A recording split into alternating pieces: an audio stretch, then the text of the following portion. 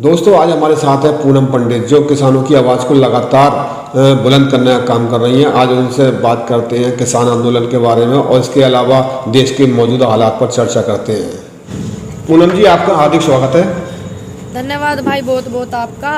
किसान आंदोलन हाँ जी मोदी जी का कर लो, दिखना आ रहे हैं। स्वागत तो मोदी जी का कर लो, दिखना आ रहे हैं। अरे भैया मोदी जी तो अपने कहीं होंगे। हाँ जी जी हाँ, ये किसान आंदोलन को 6 महीने से ज़्यादा का समय बीत चुका है और किसानों द्वारा किसान परेड निकाली गई, ट्रैक्टर परेड निकाली गई और रेल रोकी गई और इसके अलावा कल काला दिवस मनाया गया। उसके बावजूद भी सरकार पर कोई असर दिखाई नहीं दे रहा। देखो, बीमारी बहुत जल्दी बढ़ जाए, उसका इलाज जो धीरे धीरे होगा। ठीक, अब 7 साल की बीमारी है भैया, तो इलाज भी तो धीरे धीरे होगा ना। अब दवाई जो टेस्ट करी जा रही, कौन सी आराम करेगी कौन सी नहीं करेगी। ठीक, और क्या कहते हैं, मेरे जैसे लोगों ने घर बैठे बैठे, ठीक, बॉर्डर पे बैठे बैठे जितने किसानों ने, वो बंगाल गए भी नहीं। किसान मेरे बुजुर्ग बिना बंगाल जाए वहाँ की जनता से अपील कर करके किसानों ने सुनी उनकी बात। जो यहाँ बैठे हम जैसे लोग, ठीक, हमें बंगाल जाने की जरूरत भी नहीं पड़ी और यहीं से हम लोगों की बात सुनी बंगाल की जनता ने।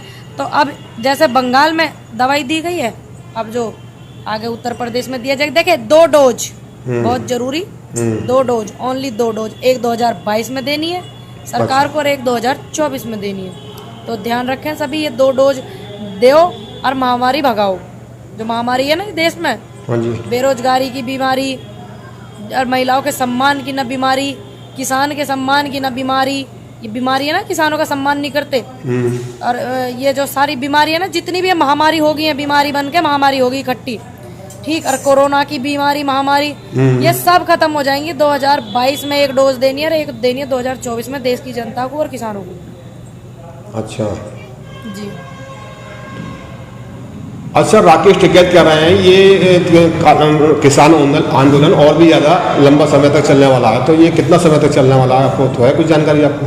देखिए मुझे नहीं पता कितने समय तक चलने वाला, लेकिन आज़ादी की लड़ाई में आंदोलन हुआ, बहुत समय तक चला। पगड़ी से बाल जट्टा हुआ, बहुत समय तक चला। बहुत से आंदोलन बहुत समय में चले हैं, लेकिन मैं तो ये चाहती हूँ कि किसानों की, मैं नहीं चाहती कि आंदोलन लंबा चले। किसी को मेरी बात बुरी लगे चाहे भला लगे, क्योंकि बहुत से किसान हैं अपने घर से वहाँ दूर हैं, बहुत से लोग हैं, बहुत दिक्कतें हैं। मैं नहीं चाहती आंदोलन लंबा चले। मैं तो ये चाहती हूँ कि जल्दी से जल्दी सरकार बात मान ले और आंदोलन जल्दी समाप्त हो जाए, किसान सम्मान से अपने घर चले जाए। मैं बात खत्म। अगर सरकार नहीं मानती तो फिर क्या होगा? ये फिर तो आंदोलन चलेगा ही भैया, फिर तो मजबूरी होगी ना। मजबूरी का नाम शुक्रिया, ठीक, फिर तो मजबूरी, फिर तो करेंगे, चाहे फिर 2024 तक करना पड़े। अच्छा, ये बाबा रामदेव का एक वीडियो वायरल हो रहा है जिसमें उन्होंने कहा था कि ये डॉक्टर टर कर रहे हैं, इनको लिहाज नहीं आ रही। भगवान स्वरूपी मानने वाले डॉक्टरों को ऐसे अभद्र भाषा में, जैसे नरेंद्र मोदी जी ने करा था ना, दीदी ए दीदी, बंगाल में चुनाव से कितने अलग दिख रहा था अहंकार मोदी जी के चेहरे पे, और वो अहंकार उनका, उन्हें जो वहाँ पे रिजल्ट क्या आया आपको बहुत अच्छे से पता, ठीक। और ये जो डॉक्टर कर रहे हैं, अरे तुम अपने घरों में पड़े Z+ की सुरक्षा में आराम कर रहे थे, मौज कर रहे थे, जब डॉक्टर और पुलिस प्रशासन कोरोना महामारी में लोगों की मदद कर रहा, तुम्हें शर्म आनी चाहिए। और इन पे जो यू मुकदमा करा ना, मानहानि का जो केस करा 1000 करोड़ का, बिल्कुल सही करा। मैं उनकी डॉक्टरों की बात से बिल्कुल सहमत हूँ, क्योंकि आप किसी के डॉक्टर, भगवान स्वरूपी माने जाने वाले डॉक्टर के सम्मान को, मानहानि को ठेस पहुंचाओ, उन्हें क्षति पहुंचाओ, तो आपके साथ बिल्कुल निश्चित ऐसा होना चाहिए। लेकिन उन्होंने एक बात कही कि किस में दम है जो मुझे जेल में भेजेगा। अब देखते हैं दम किस में है कि जेल में कौन भेजेगा, क्योंकि भैया किसी के बाप में ताकत नहीं है। बाप में ताकत, हाँ बाप में ताकत उन्होंने बोला। अरे भैया बाप में, अब आप समझते हो सरकार उनकी है जिनसे उन्होंने Z+ सिक्योरिटी ले रखी है, तो आप समझ सकते हो किसी को Z+ सिक्योरिटी देने का मतलब, इसका मतलब सरकार उनकी है भैया, ज्यादा तकड़ी, उनकी यारी दोस्ती इतनी गहरी, तो किसी के बाप में कहाँ दम होगा। अब मैं देखती हूँ मेरे देश में जो इतने IAS PCS अधिकारी हैं, वो इनको मुंह तोड़ जवाब कैसे देते हैं। मैं देखती हूँ कि मेरे IPS PCS अधिकारी जितने भी, कोर्ट ये एक तमाचा मार रहा है मुंह पर रामदेव जी, ठीक। मुझे जी कहते हुए शर्म आ रही है ऐसे व्यक्ति को, ठीक। जो ये मुंह पे तमाचा मार रहे कोर्ट के भी, क्या कोर्ट नहीं है सजा देने के लिए? क्या कोर्ट नहीं है? कोर्ट है ही नहीं कोई चीज। सही बात है। मैं इनका विरोध करती हूँ इस बात का, इन्हें शर्म आनी चाहिए। और सभी से अनुरोध है, डॉक्टर ने जो मुकदमा किया सभी उनका सहयोग करें। अच्छा अच्छा, ये जो गंगा में लाशें निकल रही हैं कि टीवी चैनल में दिखाया जा रहा है कि ये लाशें तो निकलती रहती हैं, बहुत समय से पहले से ही निकलती हैं, तो इस बारे में क्या कहना आपका? अरे कहाँ लिख रही हैं आपसे? पहले ना मीडिया चल रही, सोशल मीडिया पहले तरह दिखाई इतनी लाश बहती हुई। बेकार की बात कर रहे हो तुम भी बैठ के, समय मत खराब करे करो मेरा। हम नहीं कर रहे बात बैठ के, ये हमने देखा था कि उसमें बताया जा रहा है कि अब ये से पहले लाशें- देखी, हाँ, पहले नू बताओ। अब से सोशल मीडिया ट्विटर कब आया? 2006 में। फेसबुक कब आई? यूट्यूब कब आई? व्हाट्सएप कब आई?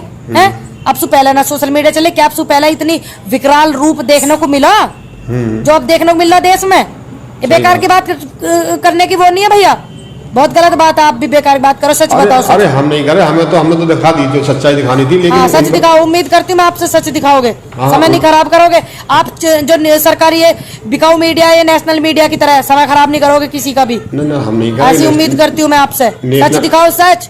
फांसी तो लग जाएगी और क्या होगा? मृत्यु एक सत्य है, निश्चित है। किसी को जवानी में आ जावे, किसी को बुढ़ापे में आ जावे, किसी को समय के अनुसार आ जावे, किसी को बीमारी से आ जावे, किसी को ऐसे ऐसे लोग मरवा देवे जो बड़े बड़े पावरफुल हो। लेकिन मृत्यु सत्य है, निश्चित है, वो आनी जरूर है। ठीक। और इतिहास उन्हीं के लिखे जाते हैं जो झूठ का विरोध करते हैं, तलवे चाटने वालों के ना लिखे जाते। जी। अच्छा, ये जो सरकार की नाकामियों को, ये जो खामियाजा कब तक जो जनता झेलती रहेगी? ये भैया अब तो हमने यू गलती पाल ली, जनता तो झेल ही रही है। जब तक ये ना मानेंगे झेलेंगे ही। ठीक। उसके बाद 2 डोज बहुत जरूरी, एक 2022 में और एक 24 में। फिर जनता क्यों झेलेगी? अच्छा।